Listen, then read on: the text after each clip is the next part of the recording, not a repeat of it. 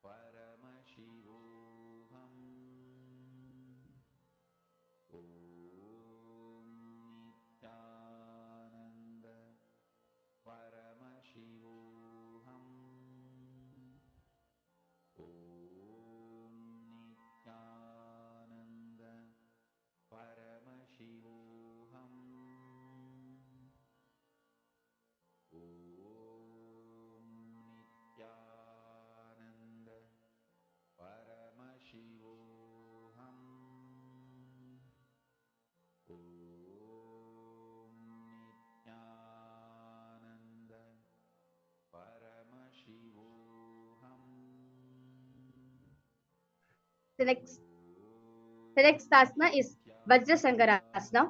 Now stand on your toes, soles of the feet together.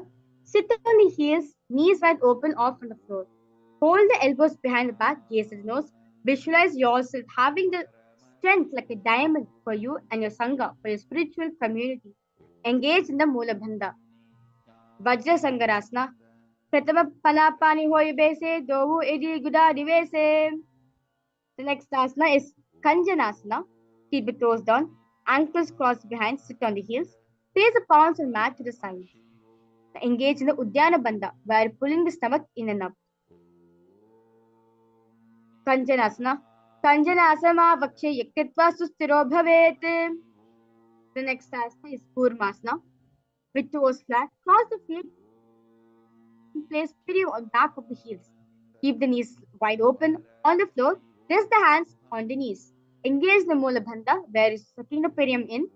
Visualize yourself as a turtle having a stable body and mind to live for hundreds of years. Kurmasana. Gulpo Chavrsis Yado Yukramen Samahito Rijukayashro Griva Kurmasana Vidyatama. The next asana is Yogasana. Switch your toes flat, cross the feet, place perineum on back of the heels, gaze at the nose. Yogasana. Gudam Niyamya Gulphabhyam Ukramena Samahitaha Yogasrambhave Idi Yoga Vidoviduhu. The next asana is Vijogasana. Now stand on your knees, cross the ankles behind, keep the feet near the opposite knees. Hold the calves with the fingers inside, thumbs outside, gaze at the third eye. Engage in the Mula Bandha, where sucking the perineum in. Vijogasana. Goda Manube Hoyi Goda Adara Kedoyi. The next asana is Ushtrasana 2. Now come to kneeling position, bend backwards, hold the ankles with the hands. Keep the arms straight, push the hips forward, tilt the head back, visualize yourself as a camel. Ushtrasana 2. Veer Dantagadi Dad Samihpadi Kumane Kapo Rashtrasana Bhyasam Kuramita Asanaha.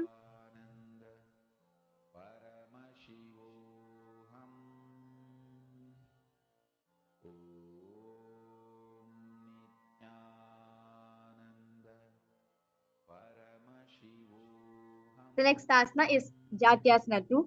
Now, bring the heels together, hands on the soles of the feet, slowly lean back.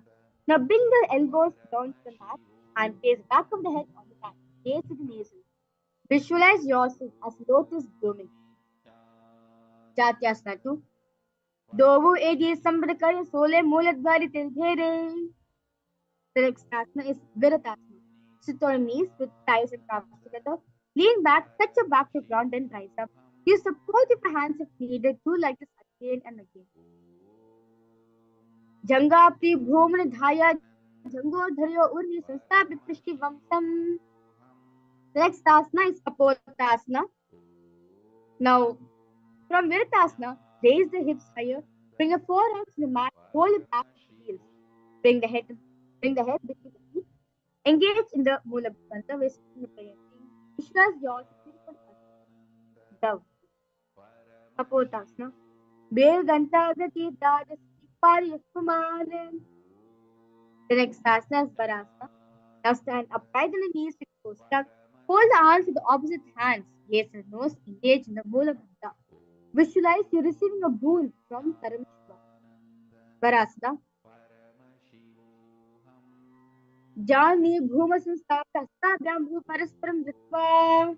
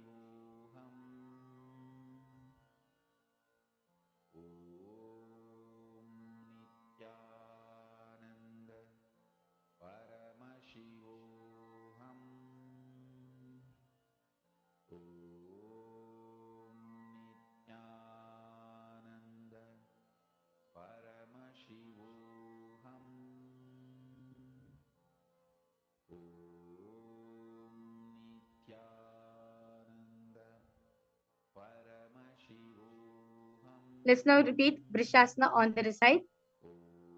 Visualize yourself a bull. Vrishasana. Vyama घुल्पे पारमूले वा भागे पदेतरं विपरीतं स्पृशे भूमं वृषासनिदं भवेत्. The next asana is Balagunasana.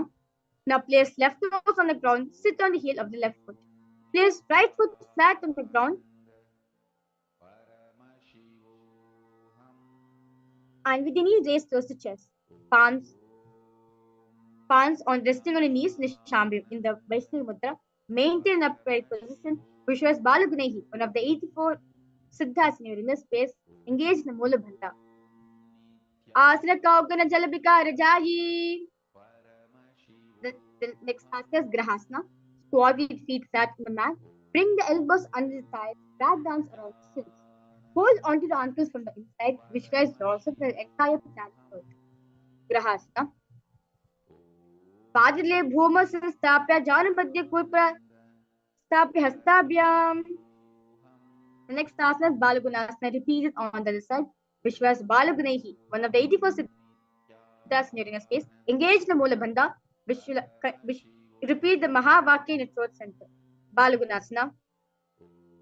Asana Kaugana Jalabika Rajayi. The next asana is Utkatasana. Squat and toes with heels up, knees off from the mat.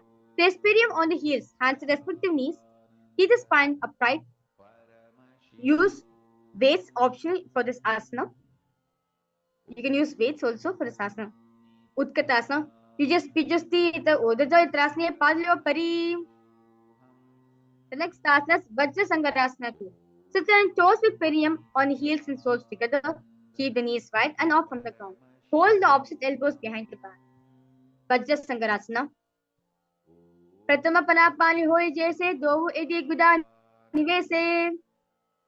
The next asana is Anilasana.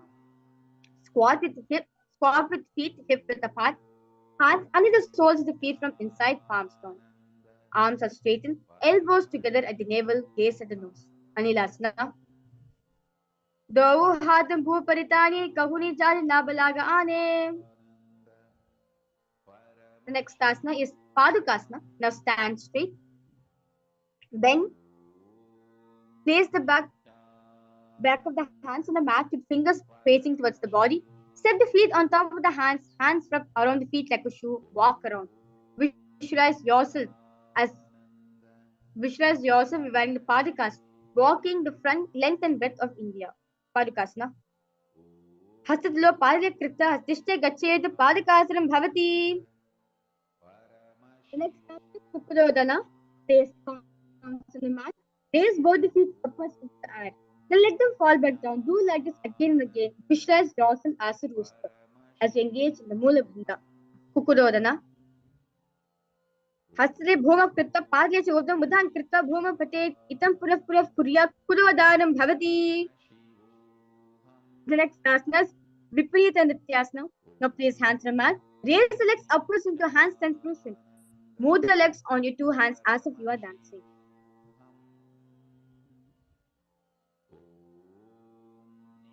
Viparita Nityasana. Hastalabhyam bhu nastapya urdham padade kuryan hastalabhyam nartam kartavyam viparita nityam bhavati. The next asana is Kundarasana. Now separate the feet. Place one palm down on the mat with arms straight. Bring opposite hand to the head and be stable. Kundarasana. Adavakse Mahadeva Kunjarasana Muttamam Kai Neked Padabhyam Bhumo Jushte Shirakaraha. Let us now repeat Kunjarasana on the other side. Continue to visualize Swamiji in your inner space. Engage in the Mula Bandha. Adavakshe Mahadeva Kunjarasana Muttamam Kai Neked Padabhyam Bhumo Jushte Shirakaraha. Now, sit on the ground with feet flat, heels close to the body. In Kadambasana, hold the respective ankles in Shambhav Mudra. Slowly lift the feet off the ground. Visualize yourself as a Kadamba tree. A pious tree that promotes long life. Kadambasana. Pashnibhyam Bhumimavastabhya Hastadve Gulpal Ditva Dushtet Kadambam Bhavati. The next asana is Kavanamuktasana. Sit with heels at the perineum. Hold the knees with the hands and press them towards the chest. Visualize any excess vata being released from or balanced within your system. Engage in the Mulabandha by sucking the perineum. Kavanamuktasana. Dvayostu padayof panim latva sasti tambake jani vakshi sadhu babradi karabandhanaihi. The next asana is Chakorasana. Now, lift one leg behind the head. Place both the hands flat on the mat. Now, extend the opposite leg straight with the knees straight. Lift the entire body from the ground. Keep your chin up. Visualize yourself as a chakra, a wheel in your inner space. Gaze at the nose. Chakorasana. Purvatidam chadushpadapitam vajrasamata chakora kranti shalabha bhujangamapi vrishtikam. Now, relax yourself and release the leg from your behind the neck and hold the left toes with the with the left hand index middle fingers. Pull the foot to the left here. Now extend the right foot out, keeping it straight. Hold the big toe with the right hand. Visualize yourself as a bow. Dhanurasana 2. Padangushtodupa nibhya ghrhitva shivanavadi dhunurakarshaka kristam dhanurasana miritam. The next asana is Ashtavakra. Now, bring the left leg over top of the left shoulder. Bring the right foot across and hook on top of the left foot. Lean forward and down while extend legs to the left. Lift the head and chest up and balance yourself above the mat. Visualize yourself as a crane. Vashishtavanakondinyam udukukkutam evacha ashtavakramato mayuram setu bandhanam. The next asana is Pranasana.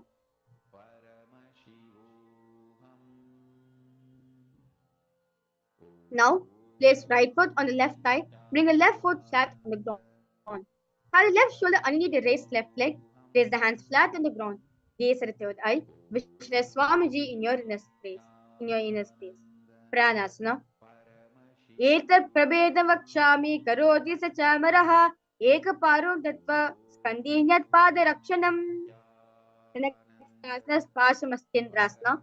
Now place the right foot at the root of the left thigh. Then the left leg by the side of the right knee. Hold the left leg by the right hand. Twist the body and remain sturdy. Visualize the grey sage Matsyendranatha in your inner space. Continue to engage the Mulabandha. Where is sucking the perineum in, gaze at the third eye. Paramashivoham.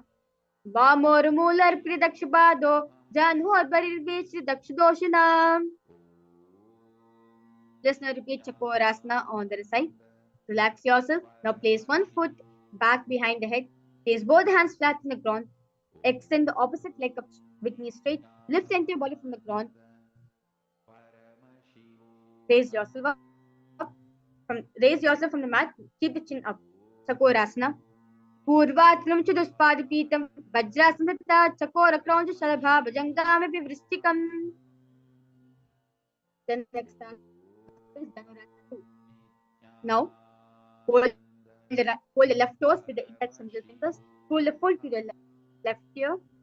Extend the right leg out, holding the foot with the right hand. Visualize yourself as a bow. Dhanurasana 2. Parangushtodupa nibhyam ghrhitva shivanavadi dhanurakarshaka kristam dhanurasana miritam. The next task is Ashtavakra. Now, bring the left leg over the left shoulder. Bring the right foot across, hook on top of the left foot. Lean forward and down while leaning extended. Legs out straight to your left. Lift the entire body up on the ground. Find a balance. Visualize yourself as a flying crane. Engage in the Mulabandha. Ashtavakrasana. Vashishtavanakondinyam udukukkutam evacha ashtavakramato mayuram setu bandhanam. The next asana is Pranasana. Relax yourself.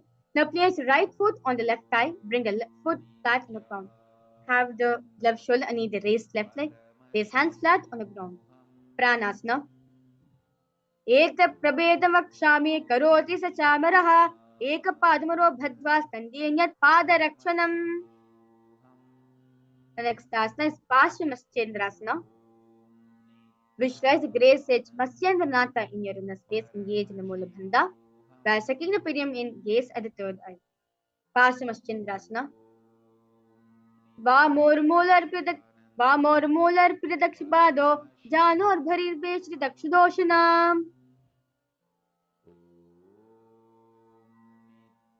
The next asana is Ardha Paschimottanasana. Now keep one leg straight, press the perineum with the other heel, chest forward and down. Hold your toes, feet, and bring the head towards the knee. Engage in the Mula Bandha. Visualize Swamiji in your inner space. Ardha Paschimottanasana. एकं पादपसार एकं पादस्य पाशीना सीवने सम्पीड्य हस्तद्वयेन प्रसारित पादङ्गुष्ठं धृत्वा जानुपुरी मस्तकं न्यसेत् अर्धपश्चिमतानं भवति. The next asana is Kranchasana. Now place your left ankle outside the hip. Hold the sole of the right foot. Lift the leg up towards the forehead. Keep the knees straight. Gaze at the nose. Visualize yourself as a crane. Continue to engage in the Mula Bandha with sucking the perineum in. Kranchasana. Vashishthamankondinyam odukukkutamev cha ashtavakramatotanam mayuram setu bandhanam. Let's now repeat Ardha Paschimottanasana on the other side. Continue to engage the Mula Bandha. Ekam padam pasarya ekam padasya pashtina sivani sampidadya hastadvaya prasarita padangushtam dhritva janupari masakam nyaset ardha paschimottanam bhavati. The next asana is Kranchasana, repeating on the other side. Visualize yourself as a crane. Kranchasana. Vashishthamankondinyam odukukkutamev cha ashtavakramatotanam mayuram setu bandhanam. Now, relax yourself. Sit with soles between the thighs and the calves in Swastikasana. Keep the spine straight. Palms resting on the knees in Shambhi Mudra. Engage the Mula Bandha. Gaze at the nose. Visualize the Swastika symbol, which embodies peace, well-being, good fortune, and prosperity for yourself and for the whole world. Swastikasana. Jano varantare padau samyak kritva paditla ubhe rijikaya samasinaha swastikam tat prakshakshate. The next asana is Gorakshasana. Now remain in the same position. Cover the heels with the respective hands, tucking the chin to the chest and Jandhara Bandha. Gaze at the tip of the nose. Gorakshasana. Jana varantare pada kuttana vyakta samstau gulpau chachatya hastabhyam uttanabhyam prayaktataha. The next asana is Bhagasana 2. Now bring the left heel to your perineum, right foot on the left thigh.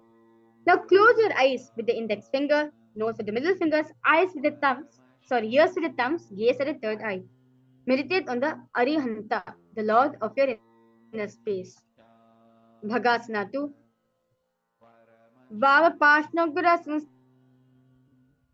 Sanstapya Takshagram Vama Jangane Madhyamata Janga Tushte Nasa Drishti Shukramaihi. The next asana is Yogasana.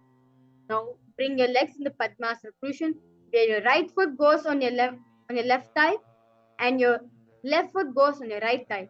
Place hands on the ground, palms facing upwards in the Shambhi Mudra. Keep the spine straight, gaze at the nose. Engage in the Mula Bandha. Continue to repeat the Mahavakya in your throat center. Yoga Asana 2. Uttano chano krito samstopari janano asnopari sanstapya chotanam karayukmakam. Now the next asana is Urdhva Kukutasana. Continue to remain in the Padmasana position. Press the hands onto the mat, lift the knees up from the ground, balance above the ground. Visualize yourself as a rooster. Urdhva Kukutasana. Vashishthamankondinyam odukukkutamev cha ashtavakramatotanam mayuram setu bandhanam.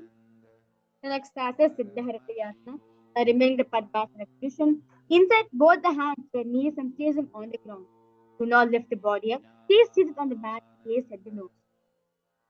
Siddharatayasana.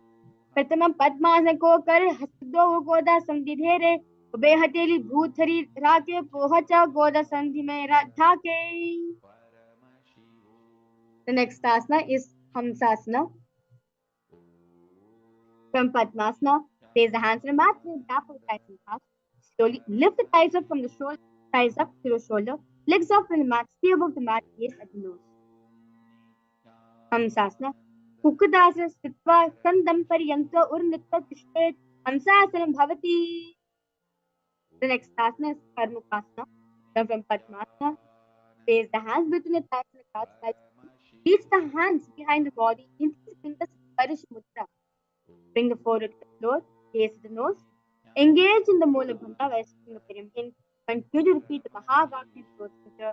Visualize yourself as Paramashiva's boat, the Pinaka. Karmukasana. Pratama Padmasana. Ho kare Goda Sangti Mahi Kere Dhere. The next asana is Kurmasana. Now raise yourself in Padmasana position. Insert both the hands through the thighs and the calves. Bend the elbows and hold the respective shoulders with the hands. Visualize yourself as a turtle, having a stable body and mind to live for hundreds of years. Continue to engage in the Mula Bandha. Kurmasana 2. Bhami Janga Paradashna Pava, Dahini Janga Paraba Milyava, Bhalya Ansagale Hata. Next asana is Dantikeda. Now remain the same position. Bend the head down, tuck the chin to your chest in Chandrabandha. Read yours, knowing you're sitting in the Paramashiva secret north posture. Kranti Vedasana. Adha Vakshe Nila Kanta Granti Vedasnam Shubham Yatva Rudro Bhavek Shikram Sokamayu Nishevanat. The next asana is Uttana Kurmasana. Now release the Chandrabandha. Lift the head up. Slowly lie on your back. Bend the elbows, hold the respective shoulders with your hands in Shambhi Mudra. Gaze at the nose. Visualize yourself as a turtle. Kukutasram Bandasam Karabhyandita Kandaram Pitam Kurma Maruttaya Meduttana Kurmakam. The next asana is Pangu Kukutasana. Now from Padmasana, place both the hands through the gap of the Place both the hands through the gap of the thighs and the calves. Place one hand flat on the mat. Hold its wrist with the other hand. Lift the entire body from the ground. Visualize yourself as a rooster. Engage the Mula Bandha. Kukutasana, Pangu Kukutasana. Kukudasana Chitva Ekin Haste Anyasya Mani Bandham Ritva Hasatena Bhuma Stabya Tishtet Pangu Kukudam Bhavati. Let's now repeat Pangu Kukudasana on the other side. Kukkudasana Chitta Ekin Hastan Anyasya Mani Bandham Ritva. Next asana is Virudhrasana. Now continue to remain in the Padmasana position. Place the elbows on your toes and increase the fingers in the Parishamudra. Press the chin on the knuckles. Press the thumb on your throat. Continue to engage in the Mula Bandha by sucking the Priyam in. Visualize Swamiji in your inner space and continue to repeat the Mahavakya in your throat center. Virudhrasana. Jano Vorantre Pada Uttana Vyakti Samstau Gulpi Chachatya Hastabhyam Uttanabhyam Prayatadaha. The next asana is Padmasana 3. Continue to remain in the Padmasana position. Place one hand over the other, palms facing upwards into the spine. Keep the spine straight. Keep the spine straight. Gaze at the nose. Now engage in the Mahamudra Bandha. By sucking the perineum in, pull the stomach in and up, tucking the chin to the chest in the Mahamudra Bandha. Padmasana 3.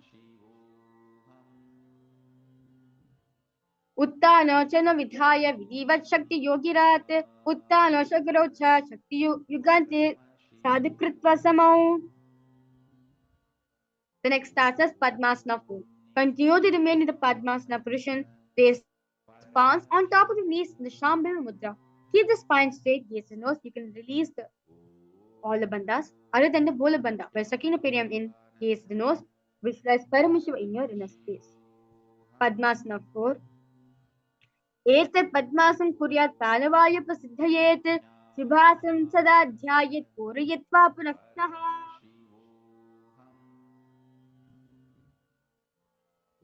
The next asana is Padmakasana 2. Now, continue to remain in Padmasana position. Now, hook the right hand, index and middle fingers around the right toes in Pranamudra. Now, lift the elbow as if pulling a bow back and move the big toe around. Now, place the left hand on the opposite knee. Keep it straight. Repeat this on the other side. Visualize yourself as a bow. अतान्यासमावक्ष्ये योगपूरकरक्षणात् कृत्वा पद्मासनं पाद अंगुष्ठो जङ्घयोः स्थितम्. The next asana is Karmukasana 3. Now from Padmasana, cross the arms behind the back, hold the big toes with your index middle fingers in Pranamudra. Inhale through the tongue, split an arrow and cup into Kumbhaka. Engage in all three bandhas, the Mahamudra bandha, where you're sucking the perineum in, pulling the stomach in and up, tucking the chin to the chest in Mahamudra bandha. Engage, gaze at the nose, visualize yourself as Pinaka, Lord Paramashiva's कर्मकासमस्कृत्य उदरे पूर्य सूक्ष्म तथा वायुरसो याति करेण सूक्ष्म वायुना. The next asana is Siddhasana. Now engage, relax in the Mahamudra bandha. Now engage the Mula bandha. Basically, in slowly lift the chest up, gaze at the third eye. Visualize yourself as Paramashiva's third eye, destroying everything you come across. Dridhasana. ऊरुभ्यामोपरि स्थाप्य पादयुग्मं प्रयत्नः दक्षिणं सर्वदेशे च सव्यं दक्षिणदेशके. Now, remaining same position, lay on your back in Nagrasana. Gaze at the nose. Visualize yourself as a snake. Nagrasana. Pratama Padmasana Komtani Ube Hatiri Pachini Amne. The next asana is Kandukasana. Now lay on your back. Bend the knees, feet on the ground. Embrace the knees to the chest in Parashamudra. Head touches the knee. Roll up your whole body into a ball. Kandukasana.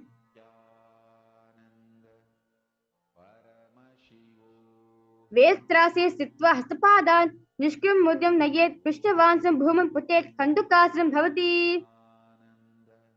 Now relax yourself. Lay on your back. Place the legs on the mat. Knee raised together. Evenly. Big toes evenly placed together. Hands interlock under the head in the Parashamudra. Yes, at the nose. Engage in the Mula Bandha. In the Urdhva Pavanasana. Pratama Sudo Sainakarave. Godu Tera Shvinave. Prathamahila Angstovu Karasekasa Melarasoyi. Next asana is Markasana. Now, place upturned palms under the heels. Slowly lift the hips up in the air. Visualize yourself powerful as Alpha 8 in Markata Pitasana and tuck the chin to the chest in the Jalandhara Bandha.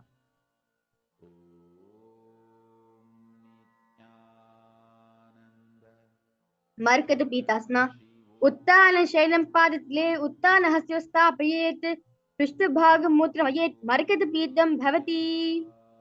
The next asana is Uttana Shikipitakasana. Now place your hands at the waist, elbows bind the weight of the body, lift the entire body, and chin presses on the throat, gaze at the nose. Uttana Shikipitakasana. Jangor Balinien Aschet Uttana Shikipitakam Apramartak Prakurvita Bhoke Prabhijitendriyaha. The next asana is Narakasana. Now lie supine, raise the hips and legs up, elbows and hands external mat below, helping the body balance as legs are raised up straight. Visualize yourself as you're traveling through the hell, Naraka unscathed. Narakasana. Griva container Bhumastambha Padadagvayam Udumutrayet Narakasanam Bhavati. The next asana is Triyan Naukasana. Now bring your hands to the lower back, keeping elbows on the mat. Now raise the legs vertically, then slowly angling them, keeping your core engaged. Visualize yourself as both crossing the ocean of samsara. Triyan Naukasana.